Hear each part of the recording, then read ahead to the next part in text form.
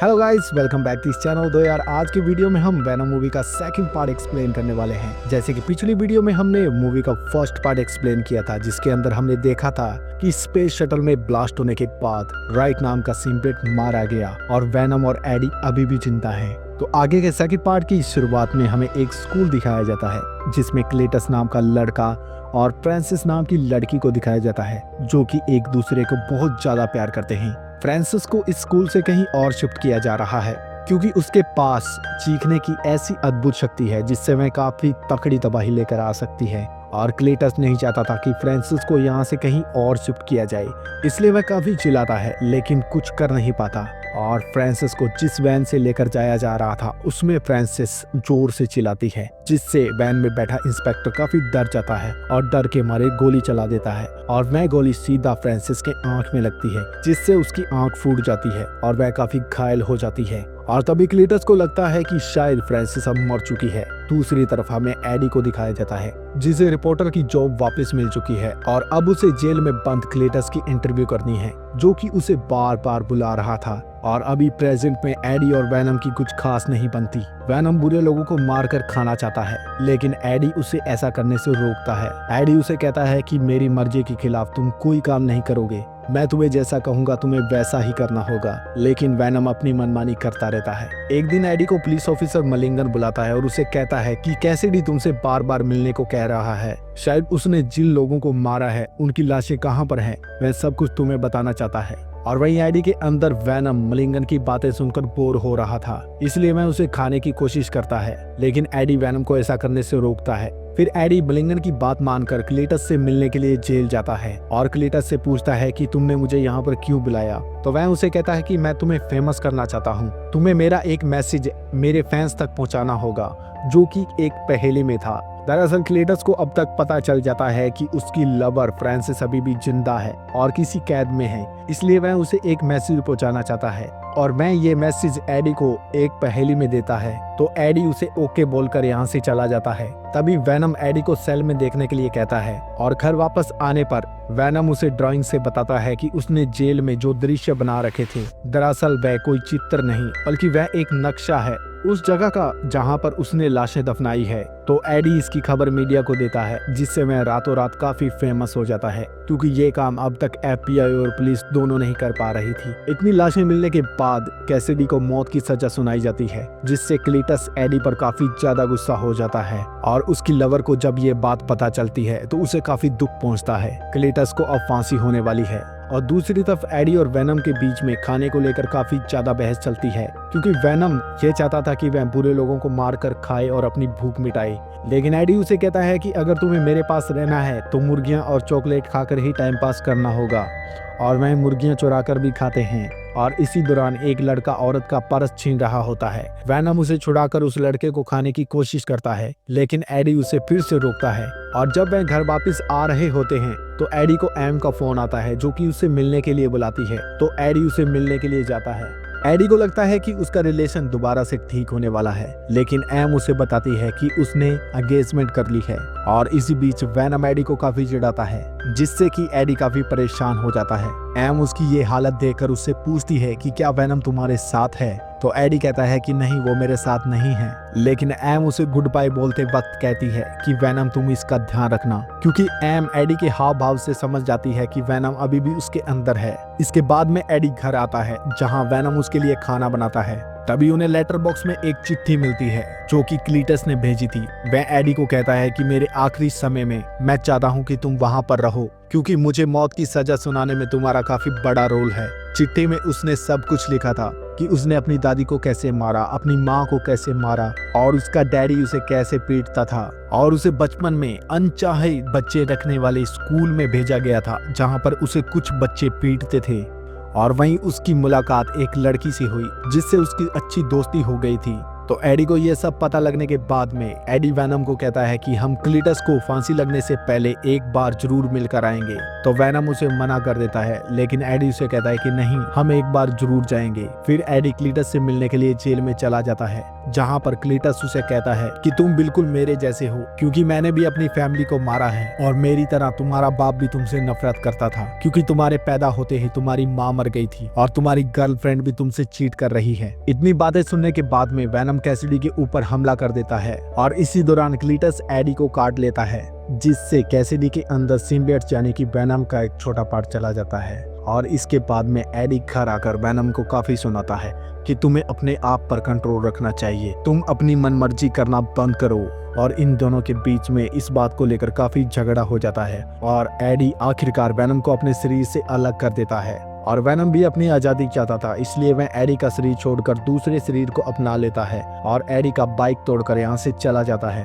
और दूसरी तरफ कैसिडी को मौत की सजा सुनाई जाती है और जब उसके शरीर में जहर का इंजेक्शन इंजेक्ट करते हैं तब वह सिम्बियट उसके शरीर के अंदर एक्टिवेट हो जाता है, जो कि एडी को काटते वक्त उसके शरीर के अंदर चला गया था। कैसिडी एक भयानक क्रीचर के रूप में बदल जाता है और जेल के अंदर तोड़फोड़ शुरू कर देता है और यहाँ पर जितने भी कैदी होते हैं सभी को यहाँ से रिहा कर देता है।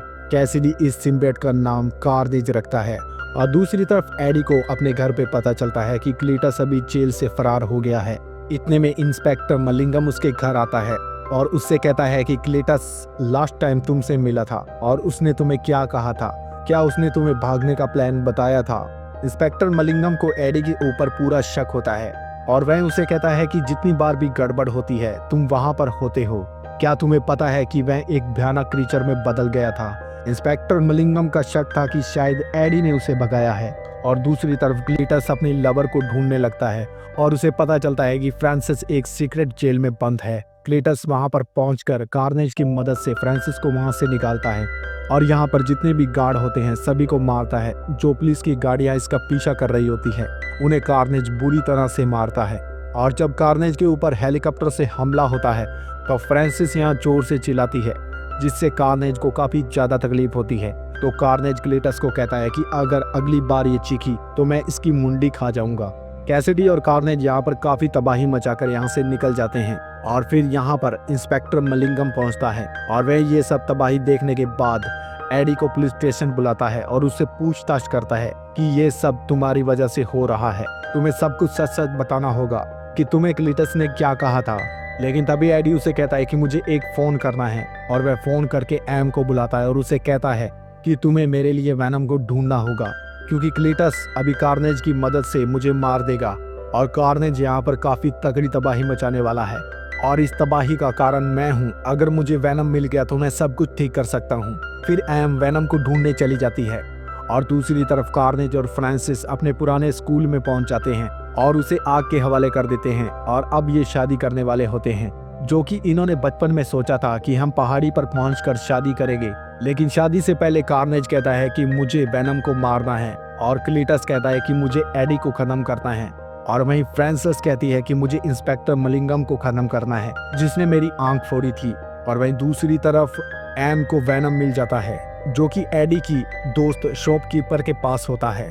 वह वैनम को मनाकर एडी के पास पुलिस कस्टडी में पहुंचती है और उसे वहां से भगाकर लेकर जाती है। लेकिन यहाँ वैनम एडी के पास जाने से मना कर देता है। फिर वैनम एडी से माफी मंगवाता है और उसके पास जाता है और दूसरी तरफ कैसिडी और कार्नेज इंस्पेक्टर मलिंगम को किडनैप कर लेते हैं और फ्रांसिस एडी को ढूंढती हुई उसके घर पहुंच जाती है। उसे एडी तो वहां पर नहीं मिलता, लेकिन उसे पता चलता है कि एम उसकी मंगेतर है, इसलिए वह एम को किडनैप कर लेती है। और एम का मंगेतर डॉक्टर एडी को फोन करके कहता है कि एम को किडनैप कर लिया है और मैं अपनी शादी वाली जगह पर उसे ले गए हैं। तो एडी वैनम के साथ वहां पर पहुंचता है और अब वैनम और कार्नेज एक दूसरे के आमने सामने होते हैं। वैनम और कार्नेज जब एक दूसरे पे हमला करने वाले होते हैं तो फ्रांसिस यहाँ पर जोर से चिल्लाती है, जिससे कार्नेज को काफी ज्यादा तकलीफ होती है। तो वह उसे दूर गिरा देता है, जो कि क्लीटस को बिल्कुल अच्छा नहीं लगता। फिर कार्नेज और वैनम की जबरदस्त फाइट होती है। फ्रांसिस इंस्पेक्टर को मारने वाली होती है तो कार्नेज वहां पर जाकर कहता है कि तुम इसे मार दो, लेकिन अपना मुंह बंद रखना। और इतने में इंस्पेक्टर अपनी जाल बजाकर यहाँ से बिल्डिंग के ऊपर की तरफ जाने लगता है और फ्रांसिस इंस्पेक्टर मलिंगम के पीछे जाती है, उसे मारने लगती है। और वह कार्नेज वेनम के ऊपर काफी भारी पड़ रहा होता है। वह वेनम को लगातार बीट करता है। तभी यहाँ पर एम का मंगेतर डॉक्टर पहुंचकर कार्नेज के ऊपर आग लगा देता है, लेकिन कार्नेज पर उसका ज्यादा असर नहीं होता। वह डॉक्टर को पकड़कर खाने वाला होता है, लेकिन इतने में यहाँ पर वेनम आके उसे बचा लेता है। तभी चर्च का घंटा जोर से बजता है, जिससे कि दोनों सिम्बियोट को काफी ज्यादा तकलीफ होती है। वह दोनों इंसानी शरीर छोड़ देते हैं। अब एडी और क्लीटस अपने असली रूप में आ जाते हैं और एक दूसरे के साथ फाइट करते हैं, और ऐसा बार बार होता रहता है। क्लीटस जब अपने रूप में होता है तो वह एडी को कहता है कि मैं तुम्हें अपने बारे में कुछ बताना चाहता था, लेकिन तुमने मुझे फांसी की सजा दिलवा दी, और अब तुम अपनी आंखों के सामने अपने प्यार को मरता हुआ देखोगे।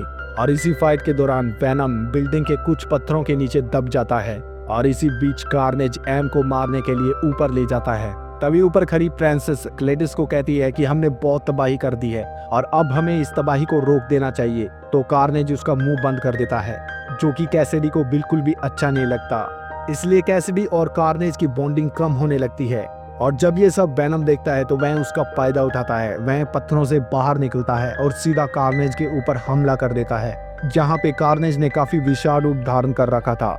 वेनम एम को यहाँ पर छुड़ा लेता है, लेकिन कार्नेज उसके पीछे लगातार हमला करता रहता है। तभी फ्रांसिस को होश आता है तो वेनम उसे पीछे धकेल देता है। वह बिल्डिंग से नीचे गिरने लगती है, और नीचे गिरते वक्त वह जोर से चिल्लाती है, जिससे बिल्डिंग में काफी तगड़ा धमाका होता है, जिससे कार्नेज और वेनम को काफी ज्यादा तकलीफ होती है। वह दोनों सिम्बियोट्स इंसानी शरीर छोड़ देते हैं, तो क्लीटस और एडी दोनों नीचे गिरने लगते हैं। लेकिन यहाँ पर एम और डॉक्टर की वजह से एडी को वेनम दोबारा मिल जाता है और वह नीचे गिरने से बच जाता है। लेकिन क्लीटस कैसिडी यहाँ से नीचे गिर जाता है और कार्नेज उसके शरीर से अभी अलग होता है। और जब कार्नेज क्लीटस के पास जाने लगता है तो वेनम उससे पांव से रोक लेता है और रोककर उसे खा जाता है, और इसी बिल्डिंग से नीचे गिरने से फ्रांसिस की भी मौत हो जाती है और वेनम क्लीटस को खा जाता है। तभी यहाँ पर पुलिस आ जाती है, तो एम वेनम को कहती है कि तुम एडी को यहाँ से ले जाओ, क्योंकि अब तुम्हारे दोनों के पीछे पुलिस पड़ी है, क्योंकि एडी पुलिस कस्टडी से भाग गया था। और इसके बाद में हमें इन दोनों को एक आइलैंड पर दिखाया जाता है, और मूवी के एंड में इंस्पेक्टर मलिंगम को दिखाया जाता है, जिसकी आंखों का रंग बदल गया है। शायद वो अभी जिंदा है या नहीं। इसी के साथ इस मूवी का अंत होता है। तो वेनम मूवी का तीसरा पार्ट देखने के लिए चैनल को कर लीजिएगा सब्सक्राइब। तो मिलते हैं फिर नेक्स्ट वीडियो में, तब तक के लिए गुड बाय।